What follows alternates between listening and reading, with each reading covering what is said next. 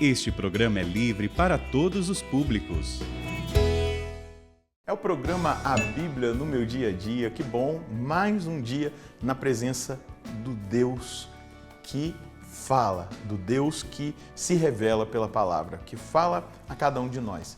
E é bom ter a sua companhia, é bom nós estarmos juntos vivendo essa experiência maravilhosa de, diante da Escritura Sagrada, diante da Palavra de Deus, nós determos um tempo de escuta, de saborear essa palavra e de aplicá-la na nossa vida. É para isso que nós estamos aqui, é para isso que nós estamos reunidos e é para isso que nós vivemos esse momento juntos do programa Bíblia no Meu Dia a Dia.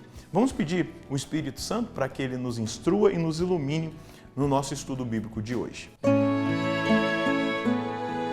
Em nome do Pai, do Filho e do Espírito Santo. Amém. Vinde, Espírito Santo, enchei os corações dos vossos fiéis e acendei neles o fogo do vosso amor. Enviai o vosso Espírito e tudo será criado e renovareis a face da terra. Oremos, ó Deus que instruíste os corações dos vossos fiéis com a luz do Espírito Santo. Fazei que apreciemos retamente todas as coisas, segundo o mesmo Espírito, e gozemos sempre da sua consolação, por Cristo Senhor nosso. Amém. Estamos avançando no nosso estudo bíblico, estamos no capítulo 17 dos Atos dos Apóstolos. Você pode pegar aí o seu caderno de estudo bíblico, anotar o texto que nós vamos estudar hoje, Atos 17, versículos do 16 até o 34. Atos dos Apóstolos, capítulo 17, versículos do 16 ao 34. Vamos ler o texto sagrado? Enquanto Paulo esperava Silas e Timóteo em Atenas, seu espírito ficou inflamado ao ver aquela cidade entregue à idolatria. Por isso discutia na sinagoga com os judeus e com os devotos, e todos os dias discutia em praça pública com os que lá se encontravam. Também alguns filósofos epicureus e estoicos começaram a conversar com ele. Alguns diziam: "Que estará querendo dizer esse tagarela?" Outros diziam: "Parece ser um pregador de divindades estrangeiras." Isso porque Paulo anunciava o evangelho de Jesus Cristo e da ressurreição.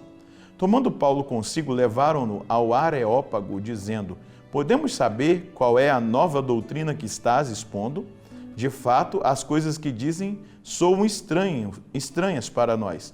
Queremos saber o que significam." Com efeito, todos os atenienses e os estrangeiros residentes passavam o tempo a contar ou a ouvir as últimas novidades. De pé, no meio do Areópago, Paulo tomou a palavra: "Atenienses, em tudo eu vejo que sois extremamente religiosos. Com efeito, observando ao passar os vossos monumentos sagrados, encontrei até um altar com uma inscrição a um Deus desconhecido. Pois bem, aquilo que adorais sem conhecer, eu vos anuncio. O Deus que fez o mundo e tudo o que nele existe, sendo o Senhor do céu e da terra, não habita em templos feitos por mão humana. Também não é servido por mãos humanas como se precisasse de alguma coisa, pois é Ele quem dá a todos vida, respiração e tudo mais. De um só homem Ele fez toda a espécie humana para habitar sobre toda a face da terra, tendo estabelecido o ritmo dos tempos e os limites de sua habitação. Assim fez para que buscassem a Deus e talvez as apalpadelas o encontrassem, a Ele que na realidade não está longe de cada um de vós. De fato, nele vivemos, nos movemos e existimos, como disseram alguns dentre os vossos poetas. Somos até a sua linhagem. Sendo, pois, a linhagem de Deus, não devemos pensar que a divindade seja semelhante a ouro, prata ou pedra, trabalhados pela arte e a imaginação do homem. Agora, sem levar em conta os tempos da ignorância, Deus ordena à humanidade que todos e em todo lugar devem arrepender-se. Ele estabeleceu um dia para julgar o mundo com justiça pelo homem a quem designou e mostrou a todos que ele é digno de fé, ressuscitando dos mortos. Quando ouviram falar da ressurreição dos mortos, alguns zombavam. Outros diziam: "A respeito disso te ouviremos em outra ocasião." Assim Paulo saiu do meio deles e alguns, porém, aderiram a ele e abraçaram a fé, entre os quais Dionísio, o Areopagita, uma mulher chamada Damares e outros com eles. Gente, eu fico impactado, impressionado com o ministério apostólico de Paulo. Esse ministério de Paulo precisa nos provocar assim de uma forma muito intensa. Paulo não se conforma com o desvio que os atenienses viviam, o desvio dito aqui, não é? Entregues à idolatria. E o que Paulo quer fazer? Quer levar a eles a verdade, porque Paulo sabia que eles estavam buscando a verdade. Bento XVI, num discurso, ele diz assim: aquele que busca a verdade um dia encontrará a Deus, porque Deus é a verdade. Existia no coração deles um senso religioso. Paulo os elogia por esse senso religioso. Mas no discurso que Paulo faz no Areópago, Paulo vai combater os estoicos. Ou melhor, vou primeiro falar dos epicuristas, né? Ou epicureus, discípulos de Epicuro. Eles negavam toda e qualquer realidade de sofrimento, toda e qualquer realidade de dor, e eles valorizavam muito os prazeres. E Paulo vai dizer: vocês vão ser julgados. E os estoicos, eles eram panteístas. Eles confundiam a beleza da criação e a expressão do Criador que se revela na criação, achando que tudo era Deus. Tudo estava pleno de Deus, uma árvore, uma pedra, um animal, tudo que existe. E Paulo dá a resposta, mostrando exatamente o Criador e a criação, e quem tem ali o domínio sobre tudo. E a gente vê exatamente Paulo usando artifícios de linguagem, porque ele está num lugar onde eles discutiam filosofia, arte e religião. Então, ele cita textos até mesmo de literatura que aqueles homens tiveram contato. E quando Paulo vai falar da ressurreição, os gregos eles acreditavam na imortalidade da alma, mas para eles o corpo era o cárcere da alma. Falar de ressurreição dos mortos, de ressurreição do corpo, era um absurdo para esses atenienses. E muitos deles, olha, depois você volta outro dia para a gente conversar.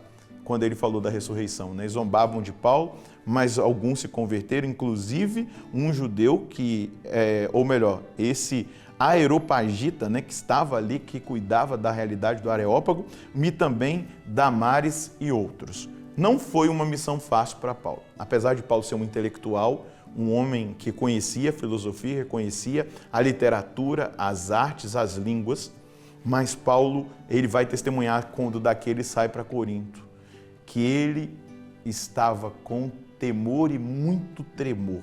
Foi uma experiência não muito fácil para Paulo. Mas Paulo não negou a verdade. A gente às vezes tem uma mania de negar a verdade. A gente muitas vezes em grupos de amigos, quando começam a falar de alguma coisa, a gente fala, fica abaixa a cabeça ou dá uma risadinha de concordância, pelo amor de Deus. Nós não podemos concordar com o erro, com a mentira, com a iniquidade, com nenhuma. É claro, nós não vamos ser deselegantes, agressivos, mas a gente precisa ajudar as pessoas a encontrar a verdade, a sair da idolatria do eu, a não viver buscando as últimas novidades. Aqui o texto vai dizer, olha, eles buscavam as últimas novidades. Será que você e eu não estamos tão curiosos buscando as últimas novidades, querendo encontrar novidades e deixando de lado aquilo que é a verdadeira novidade de sempre e para sempre? Será que é o Evangelho?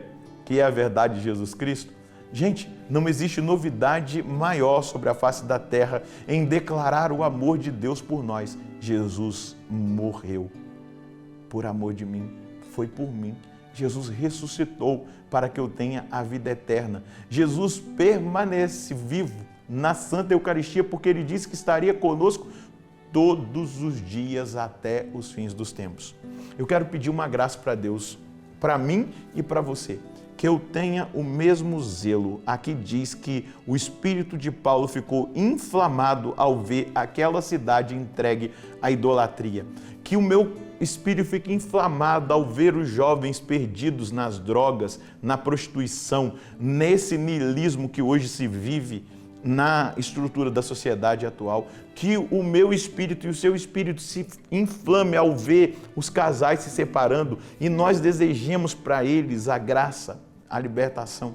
E aí eu poderia elencar aqui muitas outras realidades do tempo atual, mas que eu e você tenhamos um espírito inflamado por anunciar o reino, por anunciar o amor de Deus e a verdade de Deus. A mensagem de Deus para mim hoje é que eu preciso ter um espírito inflamado ao ver os perdidos e ter, então, a coragem de levá-los a Jesus por meio do testemunho da verdade, que é a palavra. E que a palavra é Cristo, não é verdade? Como aplicar isso na nossa vida? Pedindo em oração ao Senhor a graça do zelo apostólico. Vou traduzir com a minha linguagem. A paixão pela salvação das almas. Ninguém pode passar despercebido por nós que seguimos a Jesus Cristo. Ninguém pode passar despercebido. Vamos pedir o Divino Espírito Santo, a graça a Deus para nós vivermos aquilo que Paulo viveu, de sermos testemunhas autênticas e corajosas do Evangelho. Senhor, nós nos apresentamos diante da Sua presença tocados por esse coração inflamado que o apóstolo Paulo tinha. Ele viu a idolatria do povo ateniense e ele teve coragem de anunciar na sinagoga e depois de ir ao Areópago, mesmo enfrentando filósofos, homens da literatura, da arte, da religião idolátrica que se professava naquele lugar, mas ele não teve medo, Jesus, de anunciar o Senhor, de testemunhar que tu morrestes por aquele povo e ressuscitastes. Senhor, eu te peço a coragem, a ousadia, a intrepidez, a força do seu Espírito, conduzindo a cada um de nós que agora estamos na sua presença rezando e experimentando pela sua palavra a instrução e a direção para a nossa vida. Inflama o meu coração, a minha alma, me encha de paixão pelas almas, assim como eu peço por mim, porque eu sei que os irmãos e as irmãs estão orando também, pedindo, suplicando essa graça agora. Mas que eles também experimentem essa força, essa ousadia, essa intrepidez, essa parresia de anunciar. Nós sabemos que o sucesso é seu e não nosso. A obra é sua e não nossa. Paulo não teve muito sucesso no Areópago, mas ele fez a sua vontade e ele glorificou o seu nome. Conceda a cada um de nós essa graça, Jesus. Glória ao Pai, ao Filho e ao Espírito Santo, como era no princípio, agora e sempre. Amém. As pessoas estão sedentas, mesmo aquelas que estão afastadas, aquelas que estão na idolatria, longe da verdade do reino e do Evangelho. Elas estão sedentas esperando quem testemunhe para elas. E Deus escolheu você, Deus escolheu a mim. Nós estamos mergulhando nos textos bíblicos para sermos testemunhas. Nós não podemos ficar pensando somente em nós mesmos, mas nós precisamos olhar para os perdidos, aqueles que não têm quem anuncie para eles e ter a coragem. Mesmo que passemos pelos insucessos e pela cruz, nós temos que ter a coragem de testemunhar Jesus Cristo e o seu reino. Que Deus abençoe você, a sua família, e nós nos encontraremos no próximo programa, se Deus quiser, no nome do Pai, do Filho e do Espírito Santo. Amém.